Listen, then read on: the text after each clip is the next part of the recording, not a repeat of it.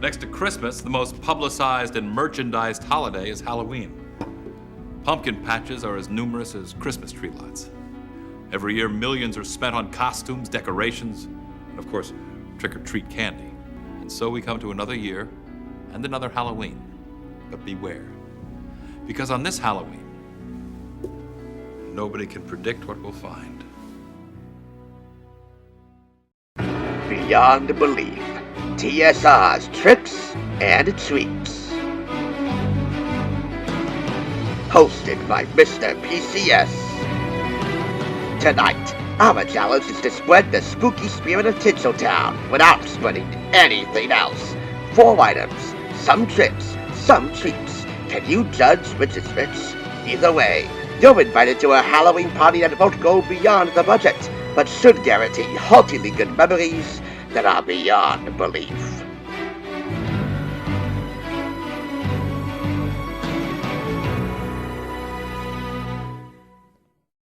Observe. Empty, near desolate neighborhoods, from America's largest cities to its smallest suburbs. What was once an inconceivable nightmare was transformed into a haunting reality, single-handedly made possible by the coronavirus, one of the world's biggest and deadliest monsters living inside us, and yet one that can be taken down. Over the course of the past year and a half, we fought back against the pandemic, and gradually during that time frame, all of the masking and social distancing restrictions have all but incrementally waned, meaning that we can once again fully and properly embrace the holidays, no matter how spooky or sacred they might be to you, if still just a little bit different. We're going to be taking full court advantage with a Halloween bash so good, you won't believe it. First, we gotta have some frightening feasts in the form of Fruit of a Magazine from October 2020. Then, some freaky flicks will be in order, and here I have a freaky double feature. The Last House on the Left and A Quiet Place. And of course, what good is Halloween if you can't dress up while collecting candy? So, for ghoulish get-ups, I have a 28-year-old Dracula costume as part of the Universal Studios Monsters line of Halloween costumes. This thing is 28 years old, so you know it's scary old. Which of these items are terrible tricks, and which of these items are terrific treats? I'll tell you which is which at the end of the video as I review all of these things by rating them with my usual 5-clap rating system. But ultimately, it will be your call to determine whether these items will give you some hauntingly good memories that are beyond belief.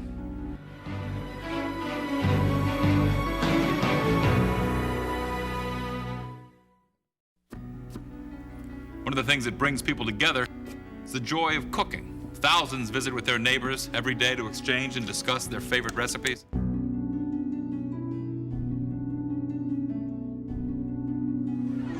And so with that, we come to our first order of business, frighteningly good feast, once again in the form of Fruit of a Magazine from October 2020, at the peak of the pandemic. As many of you know, most of my FNM issues from 2020 came in the form of a year-long subscription, so graciously gifted to me by my partner in crime, Donna Ryanelli, as a high school graduation present. Even though she might say otherwise, but I think it was. Even though it was a gracious gift, a couple of issues actually slipped through the cracks, this being one of them, hence the thrift store price tag, 99 cents. I had to pick this up from Unique here in Patterson. But hey, no matter if it's 99 cents or if it's free, you're talking about a devilishly delicious deal here. Before we get to the Halloween aspect of this, I want to highlight a couple of other components that make this magazine so scary good. In addition to the 25 easy fall meals you need right now, pot pie on a sheet pan, crispy smashed potatoes, and amazing cake step by step, I'll be highlighting one for Halloween. And of course, what the stars cook at home. Marcus Samuelson, Alex Guarnaselli, Manit Chauhan, and Ina Garten. Let's dive right in with some serious hashtag bowl goals. This is part of a special section all about how to become a top-tier Instagram influencer, a food influencer on the gram. We have 3 bowl recipes to highlight. bowl recipes are seriously popular on Instagram. Here we have spiced chicken and kale bowls, Thai noodle bowls with broccoli, and Tex-Mex steak bowls. Each of these recipes give you one tip to get a lot of likes on the gram. Like for example, go big on texture. This bowl has lots of crunch on top. Build a meal around one color. This is all green with broccoli, cucumber, and mint. And turn your favorite dinner into a bowl, like Tex-Mex steak. It has all the best parts of a burrito. You'll find all those recipes on page 46. These are Food Network's Tastemakers. In celebration of their influencer-themed issue, they're excited to unveil Food Network Magazine's Tastemakers, our hand-selected group of talented insiders from across the country. Together, they'll be creating delicious content and fun marketing mashups.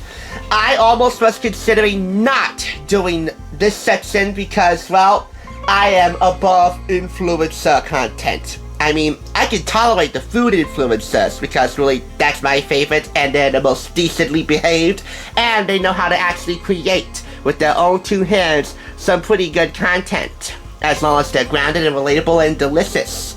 As for all the other influencers, the almighty, snobbish, makeup, hair, lifestyle, whatever, outside of food, man, if they were bad influences on the community, you know what I do to them? Yeah, that's exactly what I do to them. There's also an Instagram food IQ quiz and some tips from the pros, a few of these pros, on how to take award quality shots of food on Instagram. I might pick up a tip or two from them. I mean, I'm not getting a lot of likes on my food photos, and I seldom post any to begin with. Oh well. Now we move on to a fall cookbook preview in the weekend cooking section. 5 cookbooks, 5 recipes, 1 from each cookbook. First up, Ina Garten's Ultimate Beef Stew from Modern Comfort Food. A little comfort. Marcus Samuelson's take on Leah Chase's Gumbo, Making History, as part of his cookbook, The Rise. I actually heard about the late chef Leah Chase from an award-winning PBS Kids Gold series that I absolutely could not get enough of when I was little, Fetched with Russ Ruffman, Season 2, I'm Okay, You're Okra. Chef Leah Chase, best gumbo chef ever. Good question. When did you first hear about a celebrity chef, no matter what form of celebrity they took on? Let me know that in the comments section. But continuing on to number 3 of 5, a flavorful journey to Tibet with Manit Chauhan and her cookbook, Chat. This is Thupka, a Tibetan noodle soup. Pork soda pizziola from Alice Guarnaselli's Cook With Me, like Mom used to make. And finally, for this section, All in the Family. This is a roasted spatchcock chicken from the daughters of Jeffrey Zacharian, you know, from the kitchen. This is their cookbook, The Family That Cooks Together. Madeline and Anna. If I find any of these cookbooks, I will review them right here on TSR, so stay tuned. But for now, yes, it is party time! And it's not just party time, it's Halloween party time! This is a bloody good blood orange curd that you can top a regular vanilla cake with, and it's courtesy of Carl Fawn. This was one of his recipes from the Halloween Baking Championship, which netted him the top prize. And now for some tasty Halloween treats and tricks to last you the whole month long. Even though we're posting this on the day of Halloween, you probably will have to save this for next year. Oh well, these 31 scary good recipes that range from breakfast, lunch, dinner, and dessert and snacks will get you in the spirit. I mean, we're talking candy-infused vodka as an adult beverage. For breakfast, you want ghost toast or devil's eggs? Those are more for snacks, but hey, it's eggs. For lunch, a mummy pizza or a monster crostini. For dinner, how about a butternut squash soup, a bewitched squash soup. And how about for dessert, banana mummies. Those among other recipes in here are sure to get you in the spirit all month long, even if you're gonna have to wait for next year. Aesthetic-wise, it checks the box. And taste-wise, it should also check the box too. So that's one hellish highlight. Here we have a brief history of Halloween treats from the early 1910s all the way to a century, where Americans spent a whopping $2.6 billion on Halloween candy. That's a long time from the early 1910s where Halloween wasn't so candy-oriented. In fact, confectioners were so desperate to boost sales during the fall that they invented a holiday called Candy Day, celebrated on the second Saturday in October. And now we do it at the end of every October. Americans spend billions on candy in the weeks leading up to Halloween 31st, but Halloween wasn't always so sweet. And with this century-long retrospective here that's really short to me, one page, appropriately on page 100, you'll get the gist of it. Here's a cut above. Food Network Magazine's Test Kitchen experts show you some neat Halloween carving ideas. Scaredy Cat, Shooting Stars, Dotted Lines, Starry Night, Falling Leaves, and of course, we have a sickeningly sweet ending for ya. It's the Great Pumpkin Cake, Jonathan Frakes! Strange but true, you can bake a chocolate cake right in a pumpkin and it tastes delicious. This chocolate cake in a pumpkin recipe shows you how to do just that. In addition to all the weekday cooking fare that any good FNMist you ought to have, I'd say this is demonically delish. But ultimately, it'll be your call. Will you be under the influence of this intoxicating issue, or will it bite the hand that feeds it? The video business has become big business. Where once we saw our favorite movie 2 or 3 times, it's not unusual for today's video generation to watch their favorite films 20, 30, even hundreds of times. And the watching of a video has become more than just a personal experience for many. It's a social occasion, a chance for group excitement, laughter, even horror.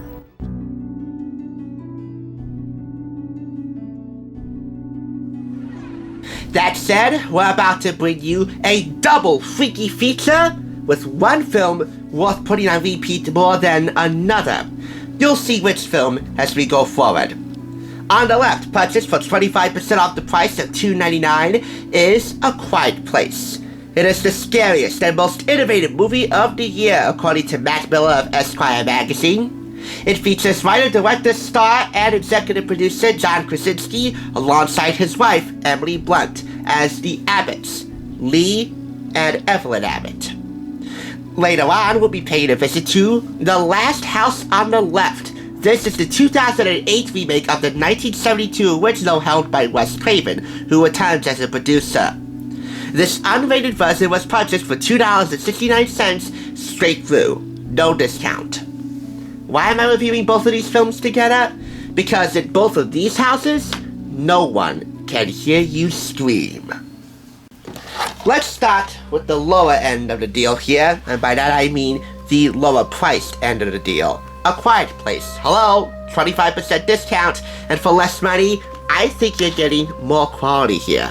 And that's in large part to the conscience and the stylish eye of John Krasinski. If they hear you, they hunt you. A masterpiece that will scare for generations, says Mark S. Allen of ABC TV. Who knew that a funny guy like Krasinski of The Office fame would turn out something as quality and as deadly good as this?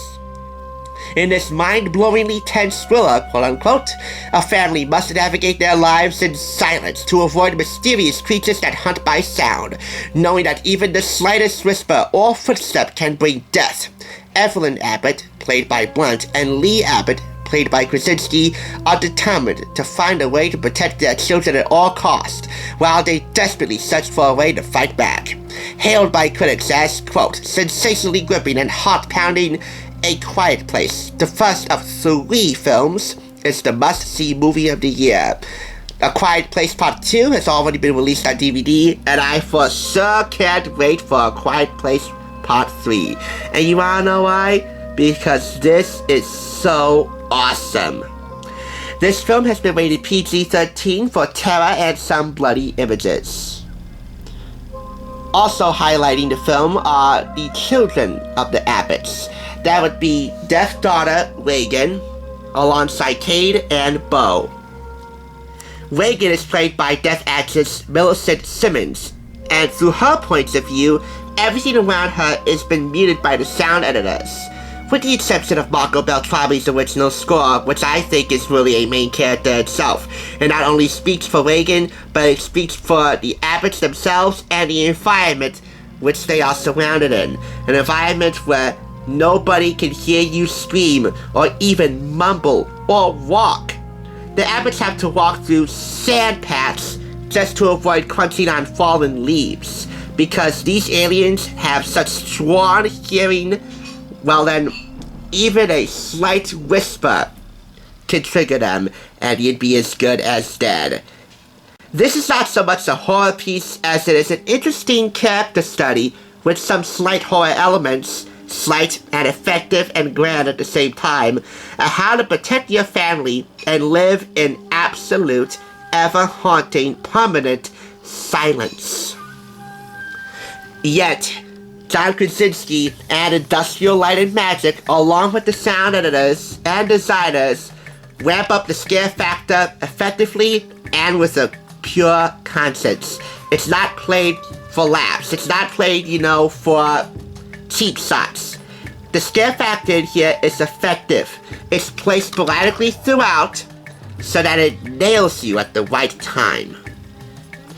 I chose this film to review because, well, in 2020, it was pretty quiet on Halloween because nobody was really trick-or-treating that much. And the people that were, well, they had to wear a mask, costume or no costume, and they also had to stay 6 feet apart. Or they would be stuck indoors handing out candy instead of getting candy.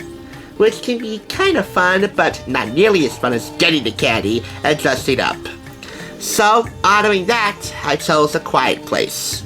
And let me tell you something, your home will be anything but quiet. It will be filled with the sounds of screams that will echo throughout the rural mountains of the twisted Americana which the rabbits are surrounded in.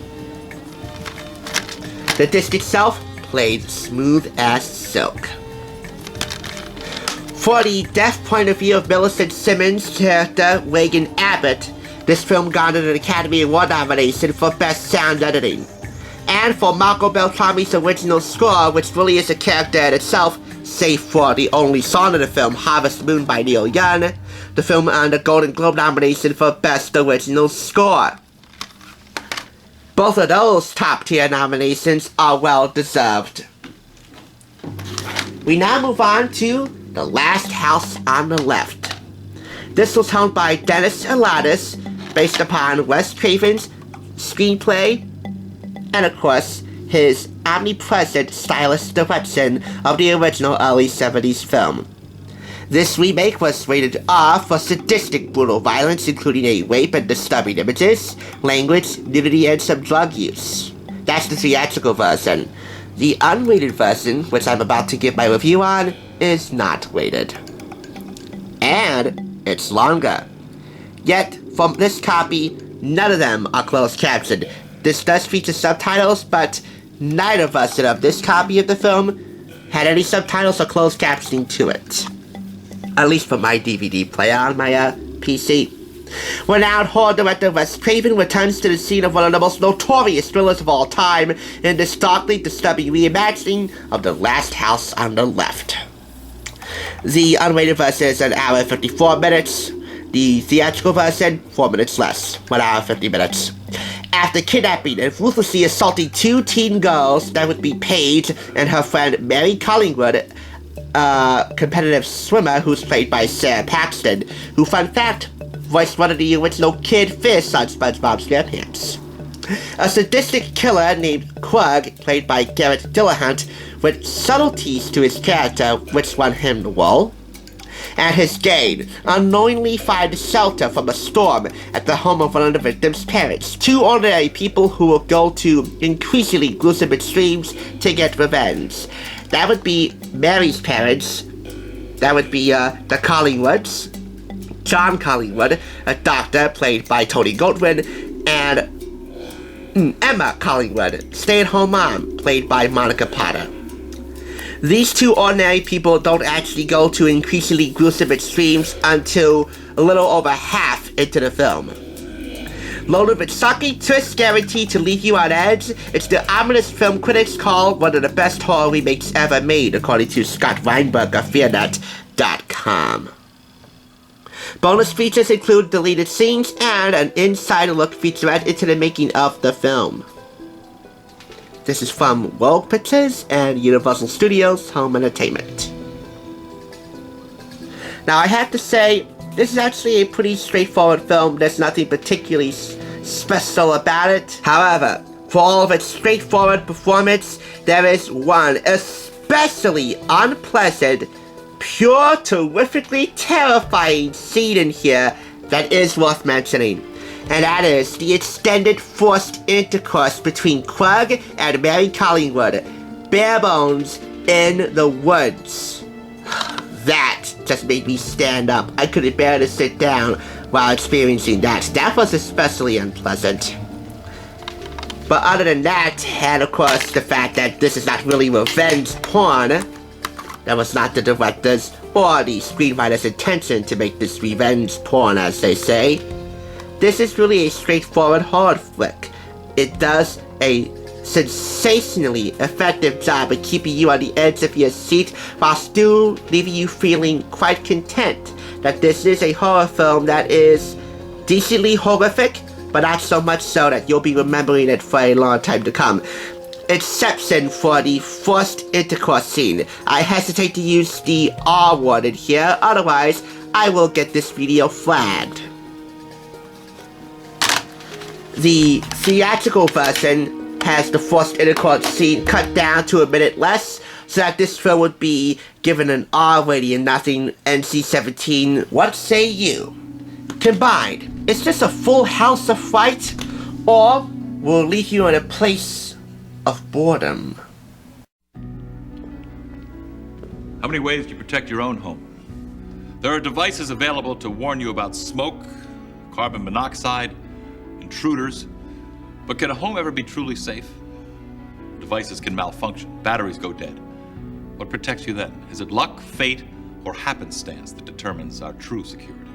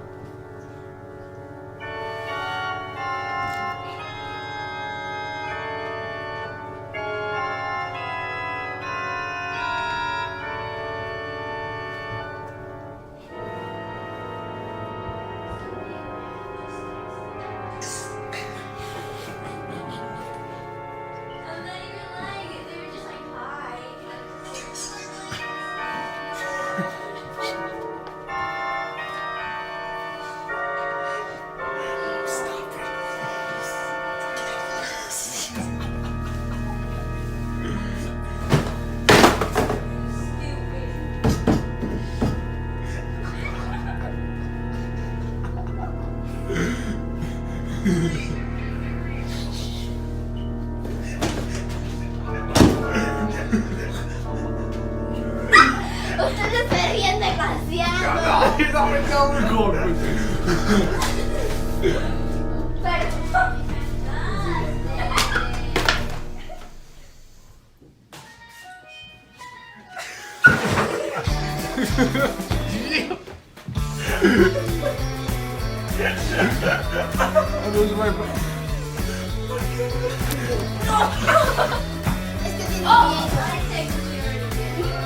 What are you doing? Es que no tienes miedo. So what are we doing if you do that? Is that how you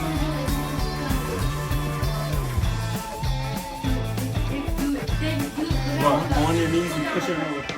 That's disturbing. We've all heard the expression, clothes make the man. But is it really true? Well, Surveys indicate that the better you look, the better you feel about yourself.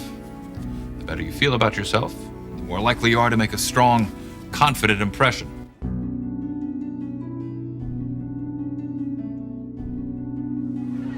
And with that, we move on to our ghoulish get-ups. This is a 28-year-old Universal Studios Dracula costume as part of their Monsters line of Halloween costumes.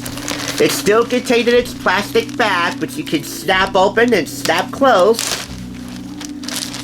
All picked up for 75% off the price of $6.99 as part of unique Brick and Black Halloween line. Ah yes, even thrift stores are getting into the Halloween spirit. There are many components in this Dracula costume, and they're all listed in the back. They include pants, a vest, a medallion, and a cape with a stand-up collar. They even give you some instructions for nailing the Dracula face right here, with just a little bit of makeup. This retailed at Everything Halloween. I don't know if that was a retail store, a pop-up seasonal store, or just a line of Halloween products being sold at another place. But wherever it was originally priced for $29.95, and it was made by Ruby's Costume Company here in the good old US of A. So, this thing came out in 1993, and we're going to lay out all the components one by one and hopefully identify which is which. They don't put any tags on any of the components identifying which is which, but this is Dracula right here, according to Universal Studios Monsters line.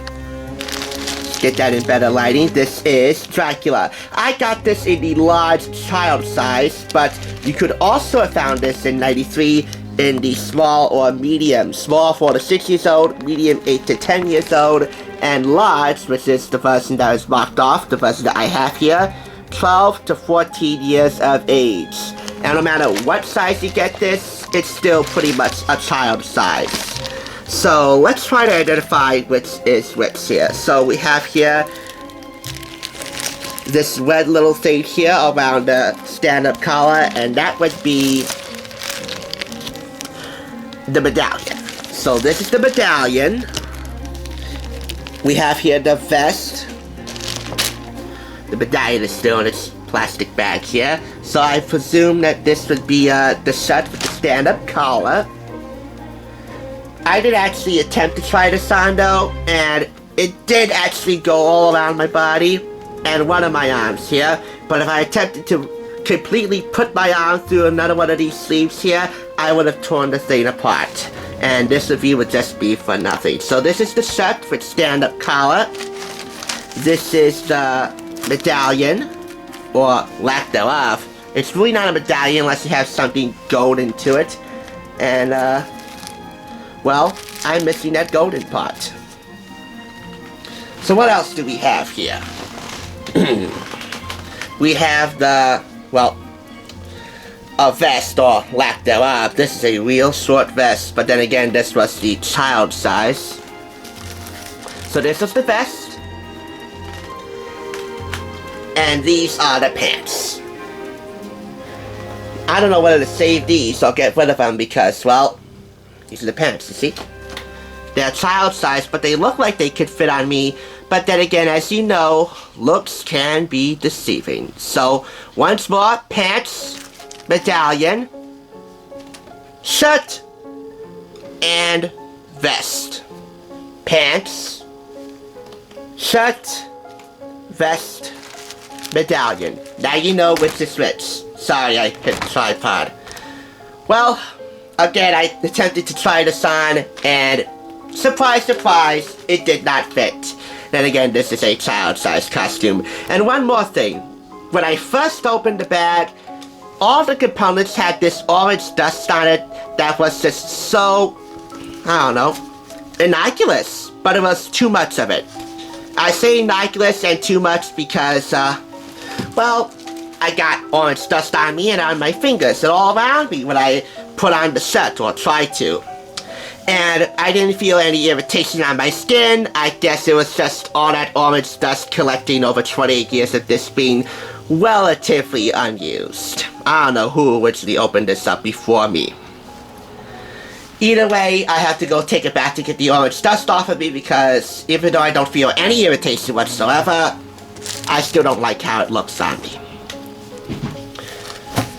And I say too much of it because, well, there was just too much of it. I had to actually go like this on the windowsill to get the remaining orange dust off of it.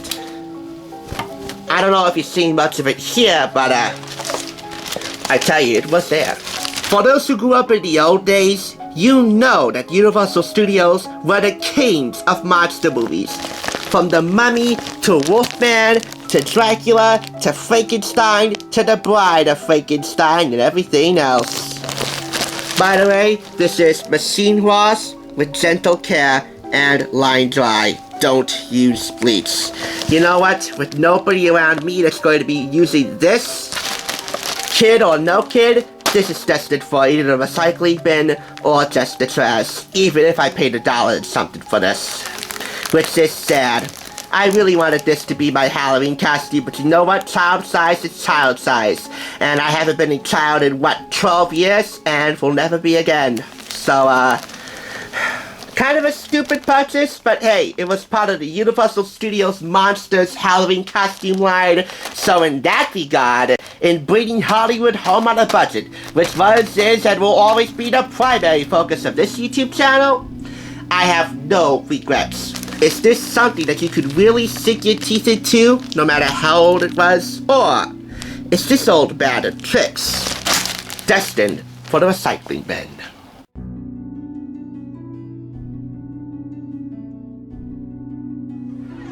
It's now time to revisit all these items and find out which of these are tricks and which are treats. Here's how the weighting's gonna go down. A maximum of 5 claps to be awarded per each item for a possible score of 20 claps, as is the norm around here. Now, if an item goes below 2.5 claps, or it's on the borderline, that exact amount, well, that means it's a trick. If it goes above 2.5 claps, that means it's a treat. So we got a lot of mixed ratings to give here. So let's revisit Food Network Magazine, October 2020. Man, if they were bad influences on the community, you know what I do to them? Yeah, that's exactly what I do to them. I detest influencer culture, but again, I can't tolerate food influencers. They're the most level-headed, grounded influencers on social media today, no matter where you find them, Instagram or YouTube or Facebook or Twitter. And well, when it's backed by the stars of Food Network, how can you go on? All in all, it's a treat. 4.5 out of 5 claps. Now let's revisit A Quiet Place and The Last House on the Left. Why am I reviewing both of these films together? Because in both of these houses, no one can hear you scream. A Quiet Place is one I will be putting on repeat more than The Last House on the Left, given its subtle horror elements. The Last House on the Left plays up the horror factor just a bit more, and yet it's not played for cheap shots. Still, I prefer the subtle horror of A Quiet Place a bit more than the gruesome horror of The Last House on the Left. So for A Quiet Place, 4.5 out of 5 claps. And for The Last House on the Left, and by the way, I can't compare this to the original from 1972 because I don't have that on DVD. I haven't even seen it yet. But on its own merits, 4 out of 5 claps. Both of them, combined and individual, are frighteningly good treats. Finally, let's review this old bag of tricks. The 1993 Universal Studios Dracula costume as part of their Monsters line of Halloween costumes for kids. I really wanted this to be my Halloween costume, but you know what? Child size is child size. And I haven't been a child in, 12 years? And will never be again. It didn't fit me, and I am just one shade of orange dust away from looking like an Oompa Loompa. But hey, in that sense, I won't have to hunt for a Halloween costume, because it's gonna be all over my body. Then again, if I don't wear one, I could probably be jailed for a decent exposure. So, 2.5 out of 5 claps. It gets the extra half a clap because it is tied to Universal Studios. But other than that, this really is a trick that's destined for the garbage bin. Final total, 15.5 out of 20 claps. I wish I could tell you that I was going to be using this as my Halloween costume, but because it doesn't fit me, that is literally off the table, at least for now. Before we end this, I should probably tell you who I'm going to be dressing up as for Halloween this year. I kept an unofficial philosophy in mind the past few years. Keep it simple. Everyday wardrobe items you have in your house can be turned into a simple and effective Halloween costume that can also connect you to pop culture. Oh, trust me, you'll be a smash hit with the neighbors. Cases in point, for 2018, you saw me dress up as the Nostalgia Critic, introducing my Hell's Kitchen cookbook review, even though it was a day late. For the past 2 years, I paid homage to Pretty Little Liars by dressing up as A with a black hoodie and red coat with the eponymous titular red coat.